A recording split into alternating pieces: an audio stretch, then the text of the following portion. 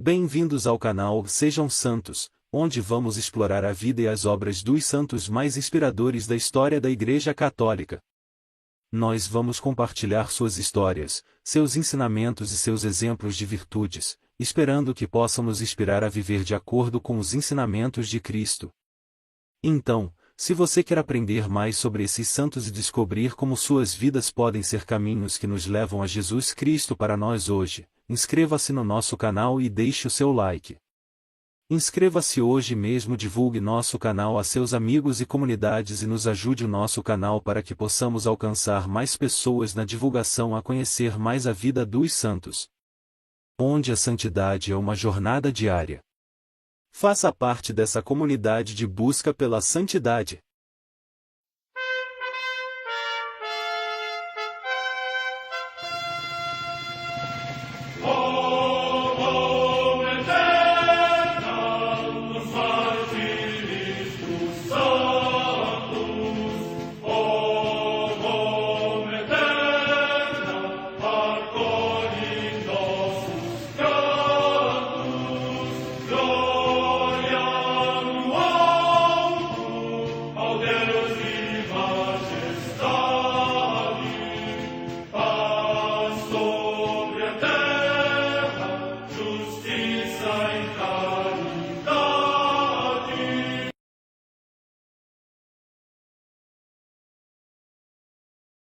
Ler a vida dos santos desperta em nós o desejo de seguir a Cristo.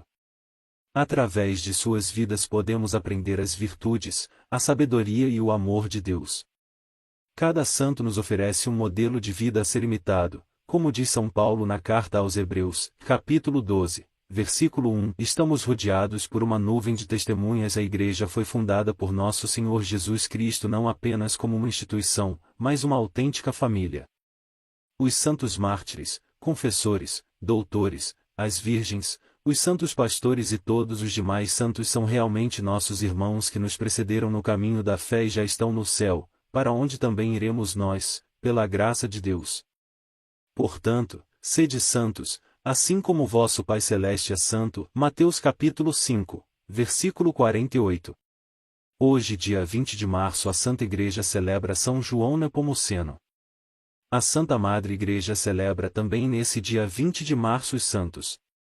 Comemoração de Santo Arquipo, companheiro do apóstolo São Paulo, que o menciona nas suas epístolas a Filémon e aos Colossenses.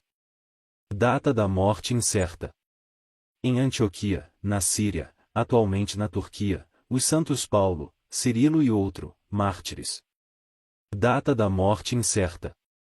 Em Metz, na Gália Bélgica, hoje na França, Santo Urbício, bispo. Morte no ano 450. Em Braga, cidade da Galécia, hoje em Portugal, São Martinho, bispo, oriundo da Panônia, na atual Hungria. A sua memória celebra-se em Portugal, juntamente com a dos santos bispos Frutuoso e Geraldo, no dia 5 de dezembro. Morte no ano 579. Na ilha de Farne, na Nortúmbria, na atual Inglaterra, o passamento de São Coterto, bispo de Lindisfarne, que no seu ministério pastoral resplandeceu pela mesma diligência anteriormente demonstrada no mosteiro e no ermo, e conseguiu conciliar pacificamente a austeridade e modo de viver dos celtas com os costumes romanos. Morte no ano 687. No mosteiro de Fontenelle, na Neustria, atualmente na França, a deposição de São Wulfrano, que, sendo monge, foi eleito bispo de Sens e se dedicou a levar ao povo dos frisões a mensagem evangélica. Finalmente, regressou ao mosteiro de Fontenelle, onde morreu em paz. Morte no ano 700. Comemoração de São Nicetas, bispo de Apolônia, na Macedônia, que foi exilado pelo imperador Leão o Armênio por defender o culto das sagradas imagens. Morte no ano 733. Na Laura de São Sabas, na Palestina, a paixão dos santos 20 monges, que durante a incursão dos sarracenos morreram sufocados pelo fumo na Igreja da Mãe de Deus. Morte no ano 797. Em Siena, na Etrúria, hoje na Toscana, região da Itália, o beato Ambrósio Sancedone, presbítero da Ordem dos Pregadores, discípulo de Santo Alberto Magno, que, apesar da sua eminente sabedoria e pregação, procedeu sempre com a maior simplicidade para com todos. Morte no ano 1287. Em Praga, na Boêmia, atualmente na Chequia, São João Nepomuceno, presbítero e mártir, que, pela defesa da Igreja sofreu a persistente perseguição do rei Venceslau IV e, depois de muitos tormentos e atrocidades, foi lançado vivo ao rio Moldávia. Morte no ano 1393. Em Mantua, na Lombardia, região da Itália, o beato Batista Spagnoli, presbítero da Ordem dos Carmelitas, que restabeleceu a paz entre os príncipes e reformou a sua ordem, da qual foi nomeado, contra o seu desejo, superior geral. Morte no ano 1516. Em Florença, na Etrúria, atualmente na Toscana, região da Itália, o beato Hipólito Galantini, que fundou a Irmandade da Doutrina Cristã e trabalhou ardorosamente na formação catequética dos pobres e dos humildes. Morte no ano 1619. Em Ernée, localidade do território de Mayenne, na França, a beata Joana Veron, virgem e mártir, que se entregou ao cuidado das crianças e dos enfermos, e durante a Revolução Francesa, por ter ocultado sacerdotes aos perseguidores, foi morta ao fio da espada. Morte no ano 1794. Em Tarragona, na Espanha, o beato Francisco de Jesus Maria e José, Francisco Palauquer, presbítero da Ordem dos Carmelitas Descalços, que no seu ministério suportou graves perseguições, acusado injustamente, foi mandado para a ilha de Ibiza e aí abandonado a si mesmo durante vários anos. Morte no ano 1872. Em Bilbao, no País Basco, região da Espanha, Santa Maria Josefa do Coração de Jesus, Maria Josefa Sancho de Guerra, Virgem, fundadora da Congregação das Irmãs Servas de Jesus, que orientou especialmente para o cuidado dos enfermos e dos pobres. Morte no ano 1912.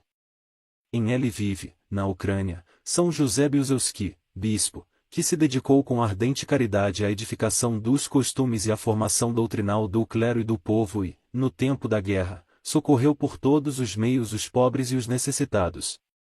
Morte no ano 1923. Vida de São João Nepomuceno, patrono contra calúnias, alagamentos e da boa confissão. João Nepomuceno, um dos santos nacionais da Boêmia. Era confessor da rainha da Boêmia e negou-se a divulgar os segredos das confissões, tornou-se o primeiro mártir do selo da confissão e um patrono contra calúnias, e, devido à maneira de sua morte, contra alagamentos. João Nepomuceno nasceu na cidade de Nepomuc, em um dos vales da Boêmia, por volta do ano de 1345. Já no ano de 1370 tinha o cargo de notário na Cúria Metropolitana. 9 anos depois, foi ordenado sacerdote nomeado pároco de São Gal. Não obstante os encargos dessa grave função, continuou seus estudos de direito eclesiástico na Universidade de Praga, na qual obteve o bacharelato. Em 1382, o arcebispo o enviou a Pádua, onde se doutorou em direito canônico, em 1387. Voltando logo em seguida a Praga, foi nomeado cônego da Igreja de São Gil, mas ali permaneceu só 2 anos. Em agosto de 1390, tornou-se cônego honorário da Catedral de São Vito e vigário-geral dessa já então ampla e importante arquidiocese. A partir desse momento, a providência o transformou em homem público. Os sermões pregados por São João Nepomuceno produziram notável mudança nos costumes e assim ele foi chamado a desempenhar o cargo de confessor da rainha. Para isso concorreram sua já conhecida virtude e a segurança doutrinária por ele tantas vezes demonstrada no púlpito. Se, no entanto, a piedosa rainha colocava-se docilmente sob a direção espiritual de tão virtuoso sacerdote, o mesmo não se passava com o rei. Além do rei ser dado a violentos acessos de fúria, foi ele tomado por uma infundada desconfiança em relação à fidelidade de sua esposa. Como nada encontrasse para comprovar essa dúvida, mas seu coração mesquinho continuasse apegado a essa fantasiosa ideia, mandou trazer o confessor à sua presença e exigiu-lhe contar em detalhes o que no confessionário lhe confidenciava a rainha. Espantado pela infundada desconfiança, e muito mais pelo inaudito pedido, João Nepomuceno com firmeza o recusou, afirmando categoricamente o princípio da inviolabilidade do segredo da confissão, o mesmo até hoje mantido pela Santa Igreja. O que é dito dentro das santas paredes do confessionário é o mais estrito dos segredos. As palavras pelo penitente declinadas ante o sacerdote, sendo a matéria para a absolvição da alma pecadora, ali mesmo morrem. Disso tudo, somente Deus é testemunha, e o sacerdote que algo disso revelasse a um terceiro cometeria um dos mais abomináveis sacrilégios, contra o qual se levantaria imediatamente terrível excomunhão. A nada disso, porém, deu ouvidos o ímpio rei. Cego de furor, mandou brutalmente torturar o fiel confessor. Suportando sofrimentos terríveis, João Nepomuceno manteve-se irredutível e isso só aumentou a fúria do cruel soberano. Por fim, vendo que nada conseguiria tirar de um homem tão firme e compenetrado de sua fé, mandou os esbirros amarrarem-no e atirarem-no de uma das pontes de Praga. Assim, o intrépido sacerdote entregou sua alma a Deus, perecendo afogado nas águas do rio Moldava. Era a noite de 20 de março de 1393. Uma controvérsia histórica. A trágica morte de um personagem tão conhecido e estimado chocou muitos habitantes da cidade, e o rei, não querendo admitir abertamente a razão pela qual mandara assassinar o padre João Nepomuceno, fez constar ser outra razão de sua atitude. Havia na Boêmia uma grande e prestigiosa abadia, a de Clandrau.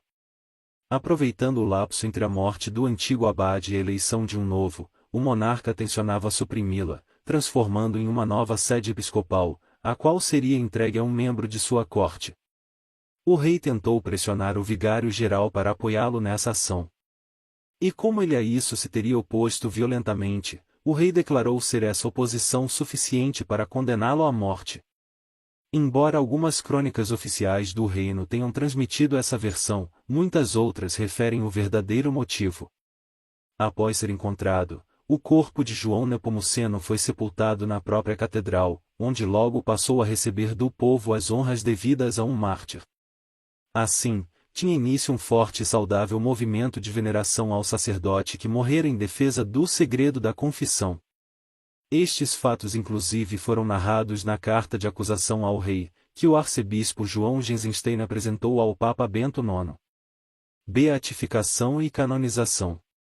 Papa Inocêncio XIII o declarou beato em 1721.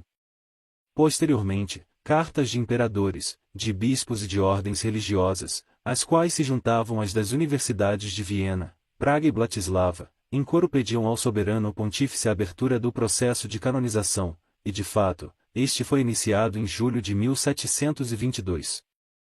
Anos depois, em 27 de janeiro de 1725, uma comissão presidida pelo arcebispo de Praga, formada por algumas dignidades eclesiásticas, além de um professor de medicina e 2 cirurgiões, realizou a exumação dos restos mortais do mártir. Na presença dessas autoridades, deu-se um extraordinário acontecimento. O corpo se encontrava naturalmente desfeito pelo tempo, exceto a língua, a qual estava maravilhosamente conservada, ainda que ressequida. Então, diante de todos, começou a refazer-se, apresentando uma cor rósea como se tratasse de alguém vivo. Admirados, os presentes se puseram de joelhos, e este milagre, realizado em circunstâncias tão solenes e com testemunhas tão categorizadas, foi o quarto dos constantes no processo de canonização. E assim, em 19 de março de 1729, na Basílica de São João de Latrão, pelas mãos do Papa Bento XIII, era solenemente levado à honra dos altares São João Nepomuceno, mártir do segredo da confissão, cuja festa a Igreja comemora no dia 16 de maio. Em seu túmulo foi gravado este epitáfio: Aqui jaz o venerabilíssimo João Nepomuceno, doutor, cônego desta Igreja e confessor da Rainha, ilustre pelos seus milagres, o qual por ter guardado o sigilo sacramental foi cruelmente torturado, e lançado de cima da ponte de Praga, no rio Moldava, por ordem de Venceslau IV, no ano de 1383.